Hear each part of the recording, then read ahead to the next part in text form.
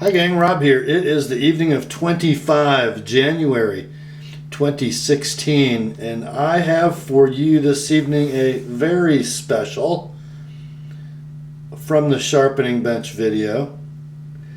Why is it special, you ask? Well, number one, because this is a really cool knife. Number two, in its sort of mini review aspect, this video is going to feature me raving in a positive way about an offering from Zero Tolerance Knives. Yeah, ZT. Not a brand that usually gets much love on this channel. This model is the limited production version of a Zero Tolerance and Rick Hinderer Knives collaboration, and it is essentially a Hinderer Eclipse with a gorgeous harpoon swedged drop point blade instead of what I perceive as kind of a goofy looking Tonto on the Hinderer model. Made in very low volume production by Zero Tolerance with all Rick Hinderer made titanium hardware. And I'm going to make a case that that sort of collaboration, blade wipe, gets you the best of both worlds. So what do we got in dimensions and materials, and how close is it to a Hinderer? Well, let's first talk about blade length. It's listed at 3.5 inches. I actually, if I measure it to this point of the frame, right at the edge of my thumb, I measure it closer to 3 5/8 actually. A little longer than 3.5. Identical in length to the Eclipse. Handle length 4 3/4, 4.7 ZT listed at. We'll call that the same as the Eclipse. Overall length 8 1/4 inches, same as the Eclipse. Blade thickness 160 thousandths, about 4 millimeters, same as the Eclipse. Weight 5.8 ounces for the ZT0392BRNGLD is what this one's designated at because of its brown handle and brown coating on the blade and gold hardware. Handle thickness 5.4 or 0.54 inches for the 392. 0.53, I guess, if you buy an Eclipse with a G10 scale. Carry options. This is a difference. Tip up, left hand. Tip up or tip down, right hand, if you buy the 392. With filler tabs for each of the 2 non-used locations. If you buy an Eclipse from Hinderer, it is right hand only. Tip up or tip down. Steels. On the ZT version, we have Carpenter CTS 204P, which would be analogous to Bowler M390 or CPM 20CV. On the Eclipse, the steel is CPM S35VN. You could conceivably give the edge to the ZT knife in that regard. Handle materials. I don't know if they make or have made a full titanium Eclipse. The ones I see listed and featured in advertisements are titanium lockside, titanium liner, and G10 scale. On the show side, the ZT, of course, is all 6AL4V titanium. Locking system also differs on the 2 knives. On the Zero Tolerance knife, we have a titanium frame lock with a stainless steel insert that you can see there. A little redundancy. If you peek through the cut of the lock bar, you can see that that stainless steel insert carries down and performs as an over travel stop. And the knife also has the hinderer lock stabilizer.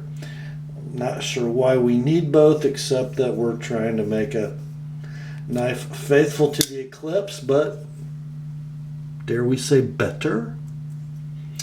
A pivot suspension. And remember, all hinderer hardware on this zero tolerance. So we have that 17-4 stainless pivot collar, so the blade rides on that surface. Then the screw is gold anodized titanium. That's all hinderer, but this does ride on KVT ball bearings, whereas the Eclipse rides on hinderer Teflon washers. Which is better? 98% of my subscribers will disagree, but I prefer the Teflon washers. Remember, side-to-side rigidity, because of the fact that the knife locks up with two lugs meeting the titanium frame, one on each side. You have this tripod effect. Pivot in the center of the blade, lock up left, lock up right. All your side-to-side rigidity is taken care of there. So the softness of Teflon washers in a hinderer knife have no effect on it when it's locked up. Is it probable that the 392 is a better flipper? I haven't flipped an Eclipse. I haven't held an Eclipse in my hand. But it would be hard for me to imagine a knife flipping significantly better than this one. Price. I think when these knives were in stock, look at the length of that part number, would you? That model number.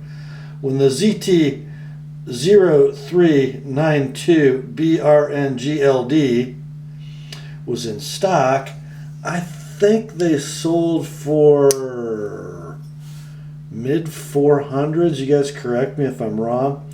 Good luck buying one for that. I've seen these things going on the secondary markets as high as $600. It's almost like trying to buy an XM18 2 years ago.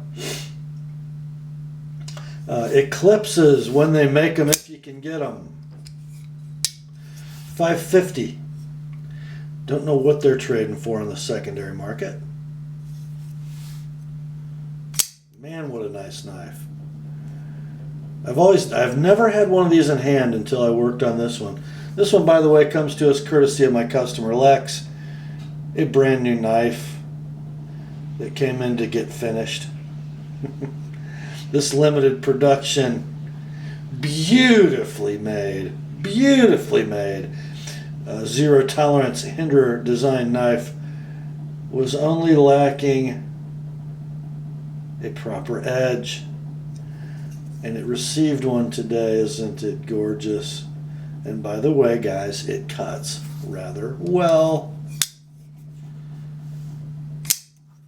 Let's look at it in hand, shall we? Okay, we've got this swale in the spine of the handle for the thumb that perfectly transitions to a subtle but effective thumb ramp on the blade. The jimping isn't intrusive unless you want it to be. If you bear down with your thumb, it bites. If you're being gentle on the handle, you barely feel the jimping. Quite nicely done, I must say. Ergonomics in the saber grip are perfect. And by the way, this is not Liberty that ZT took. Different from the hinderer knife, there is not a forward finger choil on this knife, nor is there on the Eclipse, unlike the XM series of hinderer knives. I think the choil's done a little more cleanly on the Eclipse, but I did not have to enhance this one to get good, clean, straight edge all the way to the back.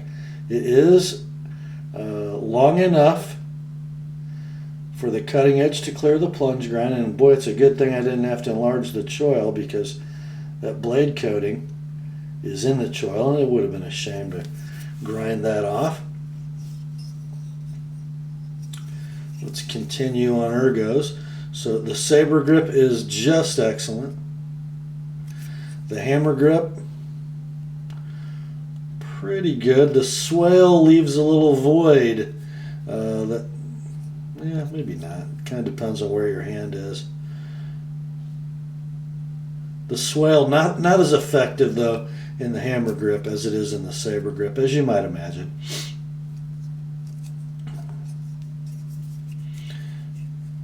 In the draw cut grip, with clip mounted for tip up carry, it is right in the way. The end of the clip is squarely in the middle of my middle finger. Not good. I don't know what it would do if you went to tip down carry. Not sure that's really going to bother you. Reverse grip is really nice. My clip issue doesn't seem to be quite the same with that grip. It falls between my middle and ring fingers. That's a pretty nice grip. How about the 1-All's Pub overhand pinch? You kind of want to be back in the choil. It's not as good if you come forward on the knife. Don't know if this knife has quite the ergos of the XM, except in the saber grip. But not bad. And oh, such an attractive handle. Oh! Now let's talk about this blade for a few minutes. Like I said, frankly, there are many blade shapes in the Hinderer lineup that just hit me wrong. There are many blade shapes created by Kershaw, Kai, ZT, that I think are absolutely gorgeous. This being one of them. This blade shape has very little Rick Hinderer in it. It is ground more thinly than any Hinderer knife that I've ever worked on. This secondary bevel is ground at 17 degrees per side, and it's not overly broad. Little 20 degrees per side micro on it. 17 is about as acute as I dared to go, because, as I indicated before, of the proximity of the choil to the end of the plunge grind. I would have really fought that if I would have gone down to 15 or 16, although the blade grind might have kind of liked it if I did. The flats on this blade are stonewashed. I think you can pick that up. This must be a PVD type coating, positive vapor deposition of some kind of brown material. It's almost got a metallic shimmer to it. I don't know if the camera's picking that up really well. Interesting, I think, that there are sort of three colors of hardware on this knife: the standoffs and standoff hardware, and the pivot, the male pivot, a very brilliant gold, and then the titanium pocket clip, and the filler tabs are a bronze anodized and stonewashed tumbled titanium, and then the Hinderer lock bar stabilizer and the female pivot, which I'm guessing because of their color must both be 17-4 stainless. Either that or this is titanium and they just didn't anodize it. But interesting combination of colors.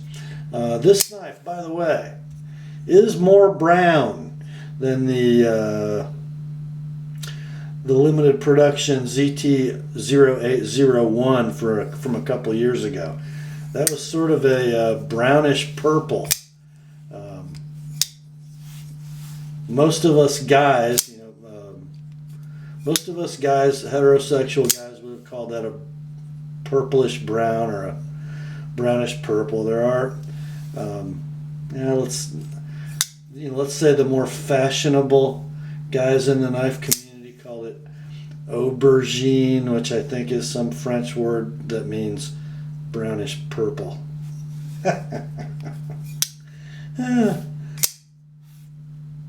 This is brown. It's just plain brown, and a very attractive brown. I took this out of the box, and this was the first of two that I'm working on this month. I took this out of the box, and guys, you know me, it doesn't happen very often that I lay eyes on a zero tolerance knife and I go, oh my, that thing's gorgeous. But when I took this out of the box, I went, oh my, that thing's gorgeous in just every way. A couple issues that we'll talk about.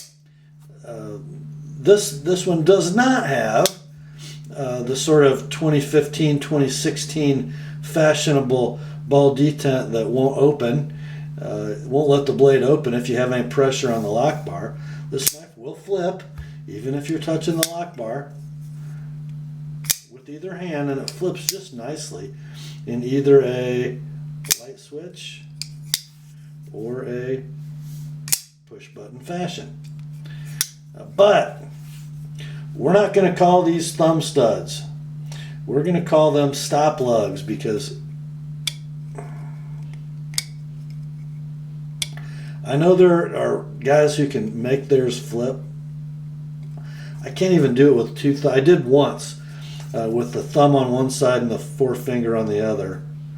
I got it to open with the studs, but man, I can do it left-handed, no problem.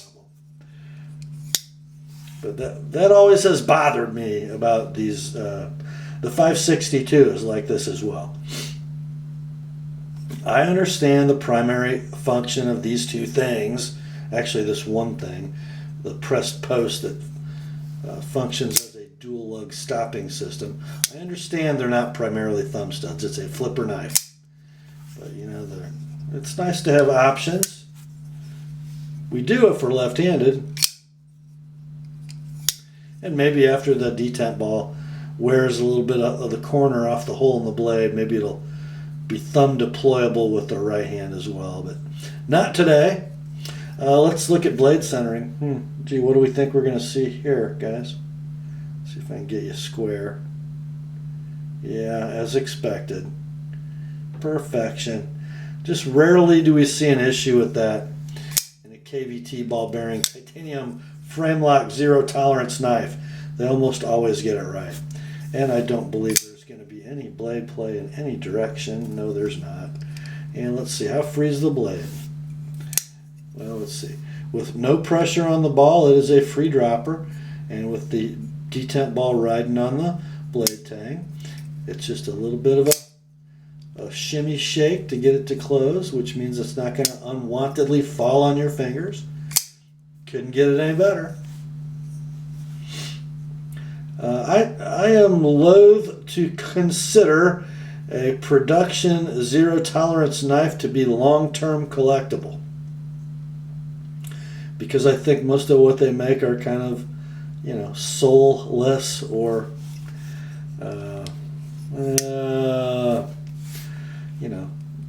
not quite what the designer intended, or not quite what the designer makes himself. I've just always considered them to be production versions of somebody else's knife, and sometimes, kind of gimmicky and more marketing knives than enduring knives. This one, would I pay $500 or $550 for it? For the long-term collectability? I just might. I really might. Not only is it strong and smooth and refined, it is also a cutter. I mean, this is not a thick knife. For the first time, I will say this. I've said this about a couple ZT models that were Emerson designs. I've said that ZT has made better than Emerson's. I love the way the Hinderer knives builds a folding knife. I hate the way they grind a blade. I have a hatchet and I have a splitting maul. If I'm buying a folding knife, I kind of want it to be a knife. This knife is everything great about Hinderer knives and everything great that Kai USA can do to a blade. And that's a lot better than a Hinderer blade in my humble opinion. Is this the better than a Hinderer? You darn betcha. Strong offering. If you're a ZT fan and you have a budget for this, you need one. Just pay what it takes. Trade for it. Get one. Belongs in your collection. And did I mention it's extremely attractive? Oh man, what a beauty. That's all for this one, my friends. Grace to you and peace from God our Father and the Lord Jesus Christ. And remember, the Word and Lex's ZT0392BRNGLD are sharp.